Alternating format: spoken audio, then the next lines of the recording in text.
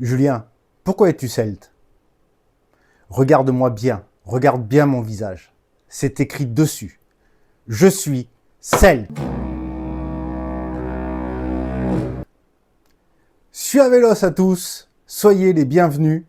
Je suis Julien, l'âme celte. Pour ma FAQ, on m'a posé une question qui peut paraître comme ça simple, qui peut paraître légère, anodine, mais je pense que c'est bien la plus pertinente, ou une des plus pertinentes qu'on m'ait posées. On ne m'a pas demandé pourquoi je crois en la celticité, on ne m'a pas demandé non plus pourquoi je parle de la celticité, ni même pourquoi ça m'attire, non. On m'a demandé pourquoi je suis celte. Et c'est au fond la question qui est, je crois, la plus mieux posée, qui est la plus juste, celle qui va mettre en lumière vraiment un fondamental de la celticité. La celticité, c'est pas une idée, c'est pas une idéologie comme ça qui sort de quelque part. La celticité, c'est quelque chose d'ethnique. C'est une réalité charnelle qui est transmise de génération en génération et qui est toujours incarnée depuis l'Antiquité. Ben, c'est le sujet que nous allons aborder aujourd'hui. Pourquoi je suis celte et qui est le celte contemporain. Alors je t'en prie, pose-toi, mais avant, n'oublie pas de t'abonner, d'activer la cloche, de poser un like et écoute ce que ça va réveiller en toi. Parce que ce que je vais dire, c'est pas une idée. Non. Ce que je vais te dire, c'est la réalité. Avant de répondre à la question de pourquoi je suis celte, je pense qu'il faut savoir si celte c'est une nationalité, un peuple, des valeurs, une idée ou une ethnie. Bon, on va pas tourner autour du pot. Celte, c'est une ethnie.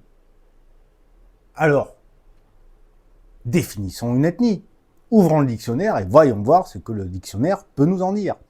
Alors, une ethnie, c'est un groupe humain défini par une origine commune, une langue commune ou une famille de langues, un territoire d'émergence, des traits physiques communs partagés, une mémoire collective et des pratiques culturelles cohérentes dans la durée. Donc, être celte, faire partie de la celticité, ce n'est ni une opinion, ni une croyance, ni un passeport. C'est une continuité réelle, incarnée, transmise et visible.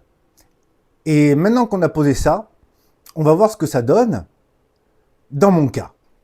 Comme nous venons de le voir, l'un des critères objectifs de ce qui détermine une ethnie, ici les Celtes, passe par une continuité physique, par un phénotype bien particulier.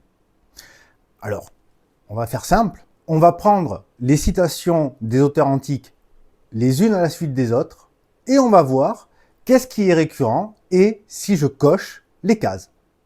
Je pense que c'est une approche qui est tout à fait simple. Commençons par Diodore de Sicile, dans sa bibliothèque historique, son livre 5.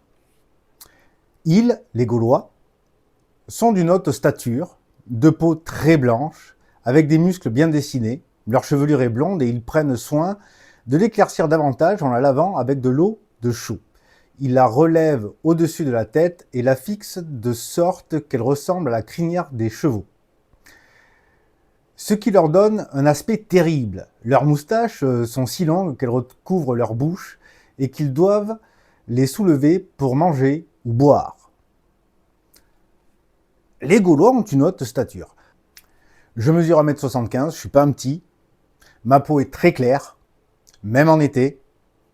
Et j'ai une carrure large, une ossature bien marquée. Quant aux cheveux, il en manque un peu, ok, c'est tout à fait vrai, mais j'ai les cheveux clairs, j'ai les cheveux châtain clair. Je suis pas blond,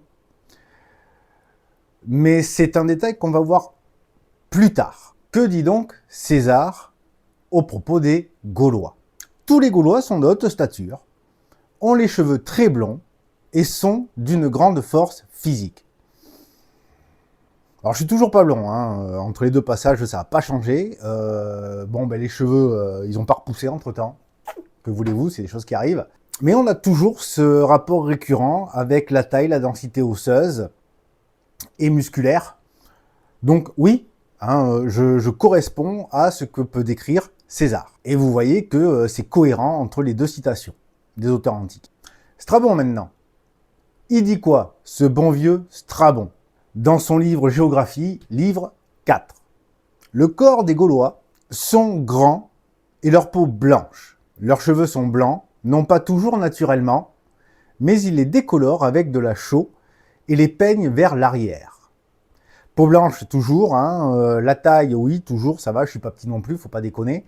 Par contre, on apprend quelque chose d'intéressant. On apprend qu'ils n'ont pas toujours les cheveux naturellement blonds.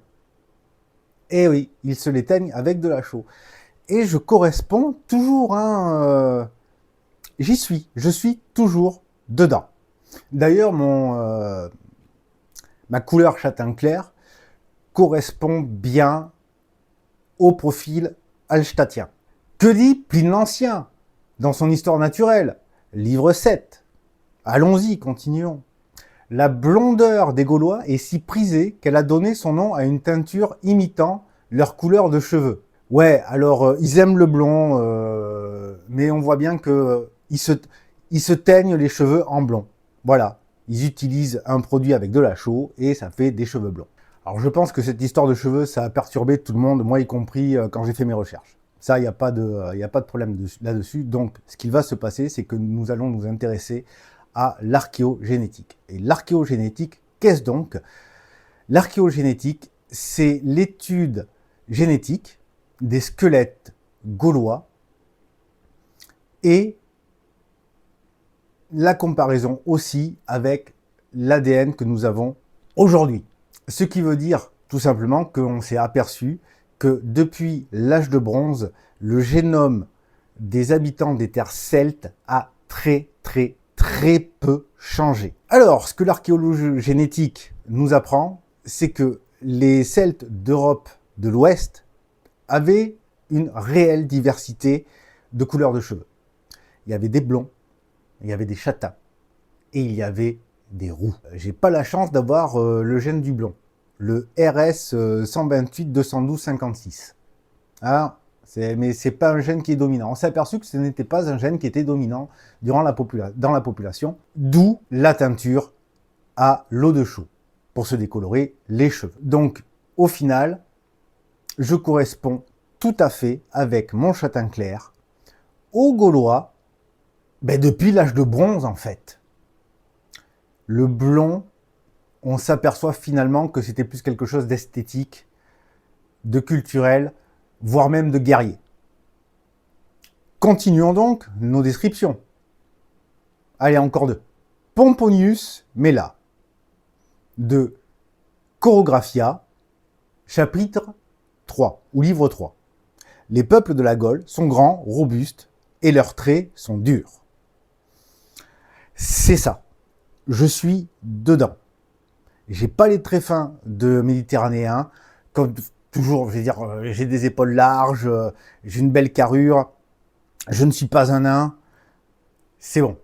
Je suis toujours dedans. Finissons par Lucain, dans Pharsale, livre 1. Les épaules larges des Gaulois, leur cou solide et leur collier d'or brillant dans la lumière du matin. Alors, j'ai un cou solide, j'ai les épaules larges, et je suis dedans. Tout ce qui manque, c'est le torque. Alors si vous voulez m'offrir un torque, contactez-moi en MP et je vous enverrai une boîte postale pour que vous puissiez m'envoyer un torque en or blanc, parce que j'aime l'or blanc. Donc voilà, vous vous apercevez bien qu'il y a une réelle correspondance, une réelle cohérence entre les descriptions antiques des Gaulois et ce à quoi je ressemble aujourd'hui. Je suis dedans. Tout correspond.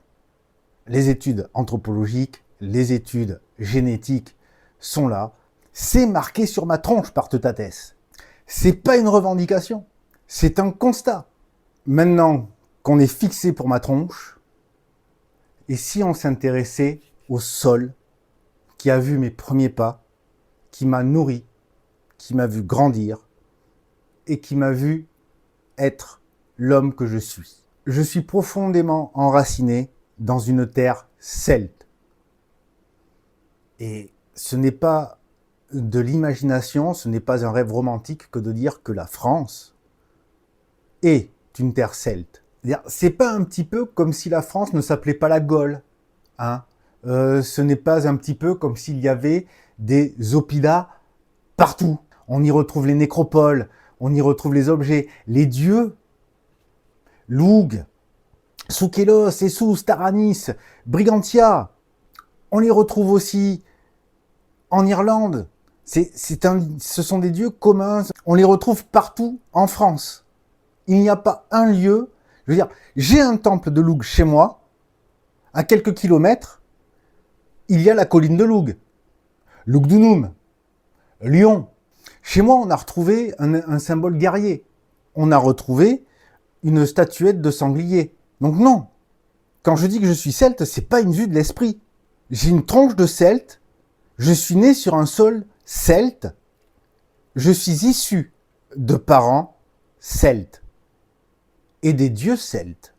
Ça, on verra plus tard. Mais est-ce qu'on peut aller plus loin encore dans la réflexion? Est-ce que je peux encore aller plus loin dans ce qu'il nous reste de celte chez la culture française? Qu'est-ce qui peut bien rester de celte dans mon caractère, dans ce que mes parents m'ont transmis, dans la culture que l'on m'a donnée? Nous allons continuer le travail. Les sources antiques sont un véritable trésor pour ça. J'ai pas été élevé comme un Gaulois. Et pourtant, mais si vous saviez à quel point tout est encore là. J'ai les gènes, je suis né sur la terre. J'en ai le caractère. J'en ai la culture. Mais vous allez voir à quel point c'est dingue. Diodore de Sicile, dans sa bibliothèque historique. Les Celtes sont simples et sans malice. Leurs manières sont rudes, mais ils sont francs dans leur rapport et étrangers à la duplicité. Ils se laissent facilement emporter par la colère et seront prompts à se retourner vers la guerre. Cependant, ils ne sont pas méchants de nature, mais seulement emportés et téméraires. En termes de caractère, moi personnellement, faut pas venir me chatouiller là où j'ai pas envie. Parce que, en effet, je suis prompt à la guerre. Je suis assez sanguin, hein, j'ai des coups de colère qui sont assez forts. Et ça, c'est mes gènes qui parlent. C'est pas mes parents qui m'ont appris ça. Donc ouais, je me reconnais complètement là-dedans. Mais il n'y a pas que ça. Dans mon caractère, c'est vrai que je suis quelqu'un de simple. Alors je pourrais vous donner un exemple. La nourriture, les restaurants gastronomiques, je m'en cogne. J'aime aussi quand on va droit au but. Qu'on passe pas par des circonvolutions interprétatives ou je sais pas quoi. C'est justement ce qui m'a fait sortir des monothéismes abrahamiques, par exemple. Mais ça, c'est un point que je ne développerai pas ici. Je suis pas non plus quelqu'un de manipulateur. Je suis quelqu'un de franc. Quelqu'un qui assume ce qu'il dit. Je suis quelqu'un qui dit ce qu'il pense et qui pense ce qu'il dit. Et ça, c'est quelque chose qui est naturel chez moi. On m'a souvent dit à quel point je pouvais être rude et dur dans les mots que j'emploie pour m'adresser aux gens.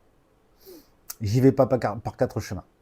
C'est tout droit, en avant. Ça aussi, c'est un héritage aussi que m'a transmis ma famille.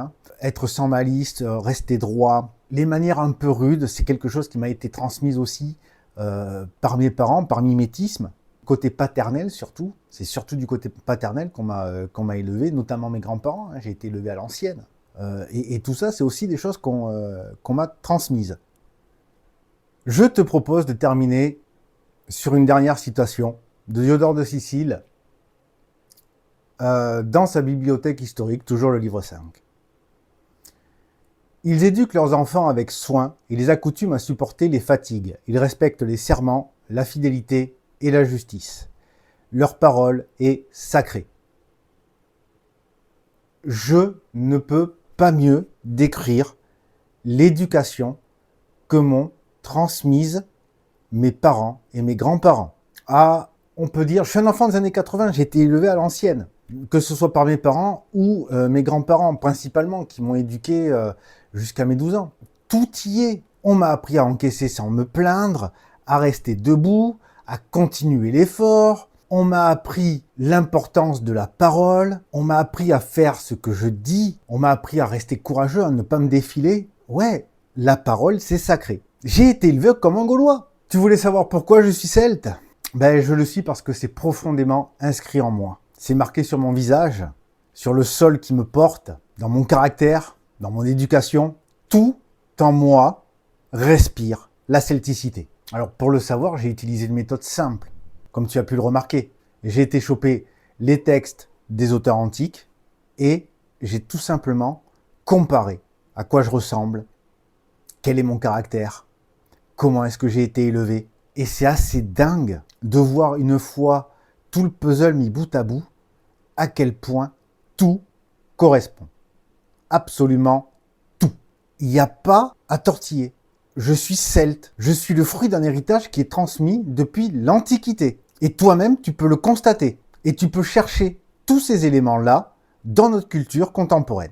Tout, dans la culture française, respire la celticité. Depuis l'Antiquité, la forme a peut-être légèrement différé, mais je peux t'assurer que le fond, il est là, bien présent. Tu veux savoir si toi aussi tu es celte, si la celticité elle est en toi, je t'invite à faire le même cheminement que moi, de te confronter aux auteurs de l'Antiquité qui ont été les contemporains de nos ancêtres, de ceux qui ont fait notre ethnie. Diodore, César, Strabon, Athénée, Poséidonios d'Apamée, qu'ils ont beaucoup pompé.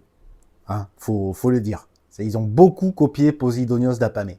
Être celte, ce n'est pas quelque chose qu'on choisit.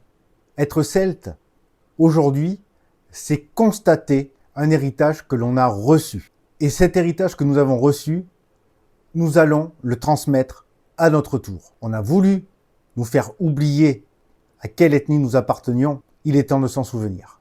Alors si cette vidéo a réveillé ta curiosité et un questionnement qui est beaucoup plus profond que ça, pose un like, abonne-toi, active la cloche.